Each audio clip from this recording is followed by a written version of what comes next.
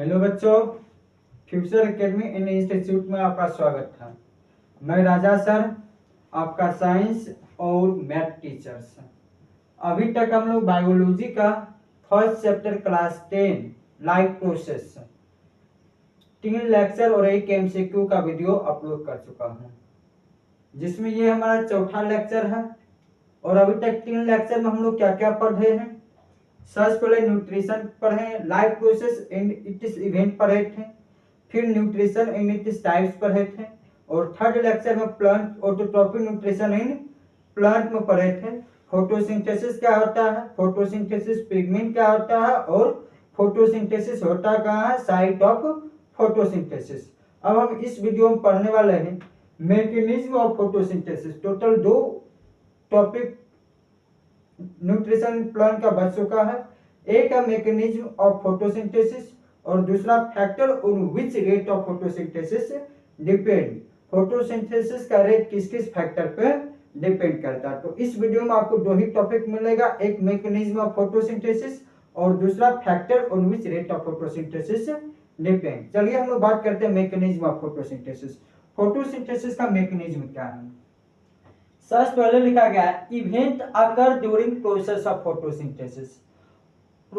Photosynthesis के process में क्या क्या इवेंट होता है। सबसे पहला एब्जॉर्प्शन ऑफ लाइट एनर्जी।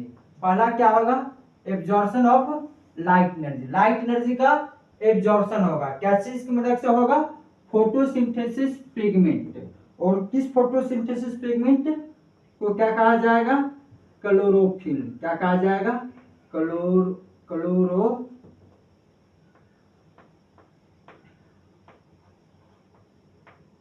क्या कहा जाएगा, क्लोरोफिल।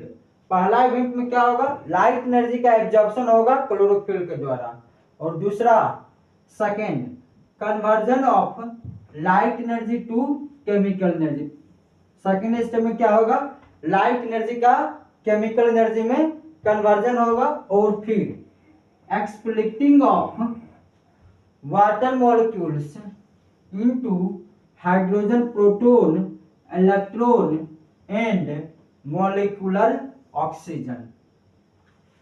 सेकेंड इवेंट में क्या होगा, लाइट एनर्जी का केमिकल एनर्जी में कन्वर्जन होगा और फिर वाटर मॉलिक्यूल का ब्रेकडाउन होगा, एक्सप्लिटिंग होगा किस चीज में, हाइड्रोजन, प्रोटॉन, इलेक्ट्रॉन और मॉलिक्यूलर ऑक्सीजन। और इसी इवेंट को हम लोग क्या कह सकते हैं, फोटोलाइसिस ऑफ वाटर। क्या कहेंगे, फोटोलाइसिस ऑफ वाटर। और लास्ट इवेंट में क्या होगा, reduction of CO2 to carbohydrate. और लास्ट स्टेप में क्या होगा, CO2 का रिडक्शन होगा किस चीज में, कार्बोहाइड्रेट में।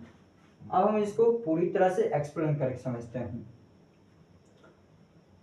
इसमें सबसे पहले क्या होता है, फोटोसिंथेसिस में क्लोरोफिल के द्वारा लाइट का एब्जॉर्प्शन होता है।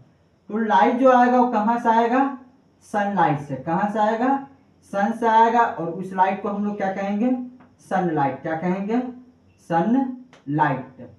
और इस सनलाइट का एब्जॉर्प्शन कौन करेगा, क्लोरोफिल। किसके द्वारा एब्जॉर्प्शन होगा, क्लोरोफिल के द्वारा।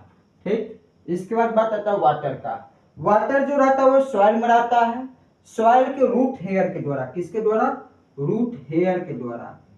रूट हेयर क्या होगा, वाटर का एब्जॉर्प्शन होगा।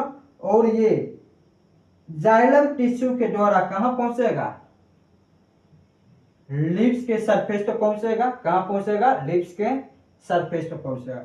जैसे ही वाटर इस सरफेस पे पहुंचेगा तो सनलाइट के द्वारा इस वाटर का क्या होगा, सनलाइट के द्वारा इस वाटर का ब्रेकडाउन होगा किस चीज में, हाइड्रोजन, प्रोटॉन, इलेक्ट्रॉन और मॉलिक्यूलर ऑक्सीजन। किस चीज में ब्रेकडाउन होगा, hydrogen, proton, electron and molecular oxygen. ठीक, और एटमॉस्फेयर में जो फोटोसिंथेसिस के प्रोसेस से ऑक्सीजन रिलीज होता है, वो ऑक्सीजन एक्चुअली में आता कहां से है, वाटर से ही आता है। कहां से आता है, वाटर से ही। फिर इस हाइड्रोजन, प्रोटॉन और इलेक्ट्रॉन का क्या होगा, ये हाइड्रोजन, प्रोटॉन और इलेक्ट्रॉन को इलेक्ट्रॉन ट्रांसपोर्ट सिस्टम के द्वारा पास करवाया जाएगा। किसके द्वारा पास करवाया जाएगा, इलेक्ट्रॉन ट्रांसपोर्ट सिस्टम के द्वारा। अब जब इससे पास करवाएंगे तो ये क्या प्रोड्यूस करेगा, एसी मिलिट्री पावर प्रोड्यूस करेगा। क्या प्रोड्यूस करेगा, एसी मिलिट्री पावर प्रोड्यूस करेगा। किस फॉर्म में, NADPH एंड ATP। किस फॉर्म में, NADPH एंड ATP। अब फिर ये एसी मिलिट्री पावर NADPH और ATP कार्बन डाइऑक्साइड को RUBP एंजाइम की मदद से किसमें कन्वर्ट कर देगा, ग्लूकोज। किसमें कन्वर्ट करेगा, ग्लूकोज। ओवरऑल प्रोसेस यहां तक होता है। मींस ये एसी मिलिट्री पावर जो होगा कार्बन डाइऑक्साइड को रिड्यूस कर देगा किसमें, ग्लूकोज में। तो ऊपर का जो स्टेप हम लोग देखे थे फोटोलाइसिस ऑफ वाटर और एसी मिलिट्री पावर बनने तक का प्रोसेस, ये क्या कहलाता है, लाइट रिएक्शन। क्या कहलाता है, लाइट रिएक्शन। और लास्ट का जो स्टेप हम लोग देखे थे, कार्बन डाइऑक्साइड रिड्यूस हो रहा ग्लूकोज में, इस रिएक्शन को हम लोग क्या कहेंगे, डार्क रिएक्शन कहेंगे। और इसी डार्क रिएक्शन को हम लोग केल्विन साइकिल भी कहते हैं।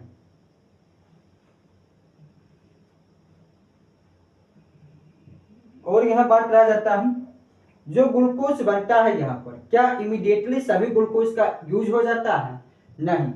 कुछ ग्लूकोज का यूज होगा और जो एक्स्ट्रा ग्लूकोज बच जाएगा उस ग्लूकोज का क्या किया जाएगा, प्लांट के द्वारा स्टोर किया जाएगा। क्या किया जाएगा, स्टोर किया जाएगा। क्या किया जाएगा, स्टोर किया जाएगा। किस फॉर्म में स्टोर किया जाएगा, स्टार्च के फॉर्म में। किस फॉर्म में, स्टार्च के फॉर्म में। किस फॉर्म में स्टोर किया जाएगा, स्टार्च के फॉर्म में। और फिर एनिमल्स में बात किया जाएगा तो जो ग्लूकोज रहता है उस ग्लूकोज जो एक्स्ट्रा ग्लूकोज रहेगा वो ग्लूकोज किस फॉर्म में, एनिमल में स्टोर होगा, ग्लाइकोजन के फॉर्म में। प्लांट में स्टार्च के फॉर्म में स्टोर होता है और एनिमल्स में किस फॉर्म में स्टोर होगा, एनिमल्स में ग्लूकोज स्टोर्ड एज ग्लाइकोजन। किस फॉर्म में स्टोर होगा, ग्लाइकोजन के फॉर्म में। किस फॉर्म में, ग्लाइकोजन के फॉर्म में। यहां तक आपका जो था वो मैकेनिज्म ऑफ फोटोसिंथेसिस का था। अब हम लोग नेक्स्ट में देखेंगे factor on which rate of photosynthesis depend. किस किस फैक्टर पे रेट ऑफ फोटोसिंथेसिस डिपेंड करता है। इससे पहले यहाँ पर हम लोग इस दोनों का फुल फॉर्म देख लेते हैं। NADPH का फुल फॉर्म क्या होगा, निकोटिनामाइड एडेनिन डाइफॉस्फेट। क्या होगा, निकोटिनामाइड एडेनिन डाइफॉस्फेट। और ATP का एडिनोसिन ट्राइफॉस्फेट। NADPH का फुल फॉर्म क्या होगा, NADPH nicotinamide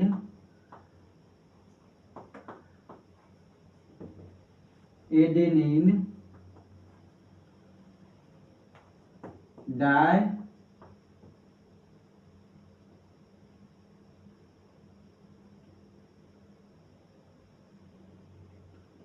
nicotinamide adenine di nucleotide phosphate. और फिर ATP का क्या होगा फुल फॉर्म, एडिनोसिन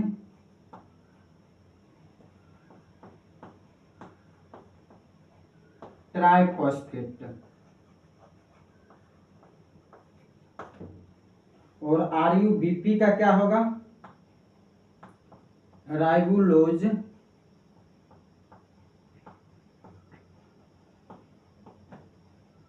बिसफॉस्फेट।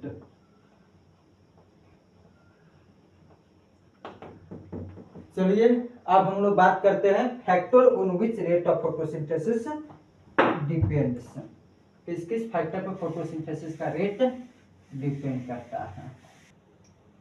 चलिए अब हम लोग देखते हैं factor on which rate of photosynthesis depend. Photosynthesis जो है वो 4 फैक्टर पर डिपेंड कर रहा है। सबसे पहले लाइट, फिर टेम्परेचर, फिर कार्बन डाइऑक्साइड और फिर वाटर। किस किस फैक्टर पे फोटोसिंथेसिस डिपेंड करेगा, 4 फैक्टर पे। क्या क्या, light, temperature, carbon dioxide and water. सबसे पहले हम लोग बात करते हैं लाइट का। The ultimate source of light, the ultimate source of light for photosynthesis in green plant is solar radiation means sunlight. Green plant के फोटोसिंथेसिस के लिए सिंपली फोटोसिंथेसिस के लिए जो मेन सोर्स है लाइट का वो क्या है, सोलर रेडिएशन। जो लाइट कहाँ से आता है, सन से आता है, mean sunlight. Next, out of the total solar energy reaching to the earth surface, out of the total solar energy reaching to the earth only a very small portion of about 2% is used in photosynthesis। Means जितना भी सन का light अर्थ पे आता है उसका सिर्फ और सिर्फ 2% लाइट ही किसके दौरान यूज किया जाता है, फोटोसिंथेसिस के वक्त यूज किया जाता है। Light varies in intensity, quality means wavelength and duration.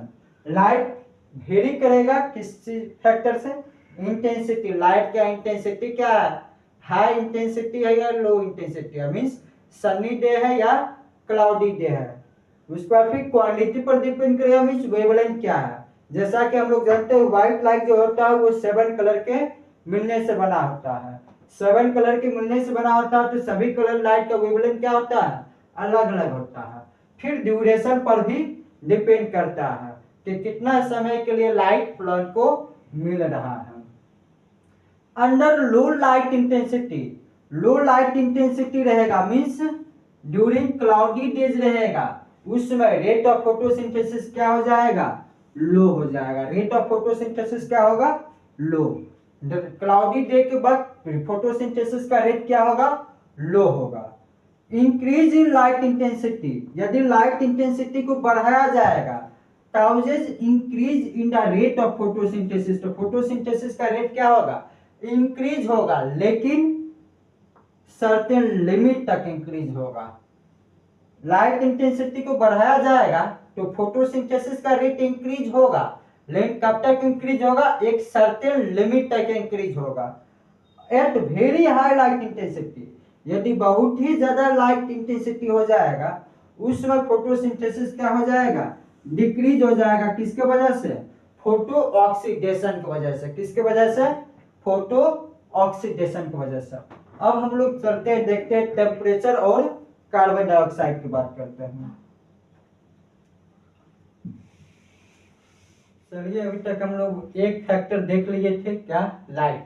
अब हम लोग टेम्परेचर देखेंगे। टेम्परेचर क्या होता है, the rate of photosynthesis is increases by increase in temperature up to 40 degree Celsius. Means photosynthesis के रेट को इंक्रीज किया जा सकता है, कब, जब टेम्परेचर को 40 डिग्री सेल्सियस तक इंक्रीज किया जाएगा।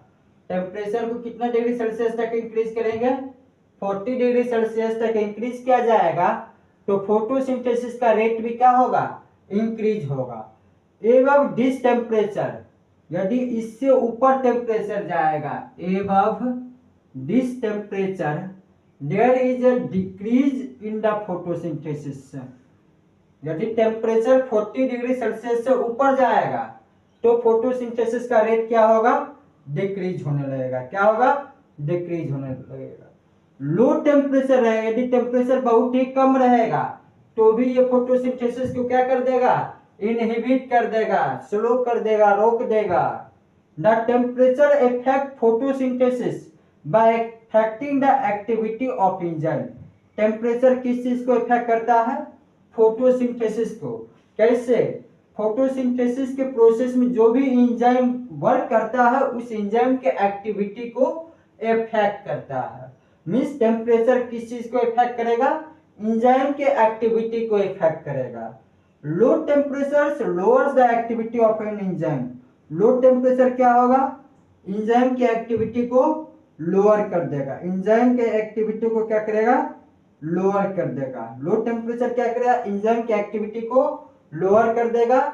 और हाई टेम्परेचर जो होगा वो क्या करेगा, एंजाइम को इनएक्टिवेट कर देगा, एंजाइम काम करना बंद हो जाएगा। नेक्स्ट आपका क्या है, carbon dioxide. Carbon dioxide is present in the atmosphere. Carbon dioxide is present in the atmosphere in the concentration of 0.033% by volume. Carbon dioxide atmosphere में कितना परसेंट पाया जाता है, 0.033%। कार्बन डाइऑक्साइड एटमॉस्फेयर में कितना परसेंट पाया जाता है, 0.033%, जो क्या फोटोसिंथेसिस के लिए बहुत ही कम है। It is a low concentration for photosynthesis, ये क्या फोटोसिंथेसिस के लिए बहुत ही कम है। The rate of photosynthesis increases by increasing the concentration of CO2। Rate of photosynthesis को क्या किया जा सकता है, इंक्रीज किया जा सकता है। कैसे, CO2 के कंसेंट्रेशन को बढ़ाने से। If the light and temperature conditions are not limiting, कब, जब लाइट और टेम्परेचर कंडीशन जो होगा वो लिमिट नहीं रहेगा। यदि लाइट और टेम्परेचर कंडीशन लिमिट नहीं रहेगा उस समय CO2 के कंसेंट्रेशन को इंक्रीज करके फोटोसिंथेसिस के रेट को बढ़ा सकते हैं। Eight the same time, same समय में, ये नहीं कि बहुत ही ज्यादा बढ़ा देंगे कार्बन डाइऑक्साइड के रेट को।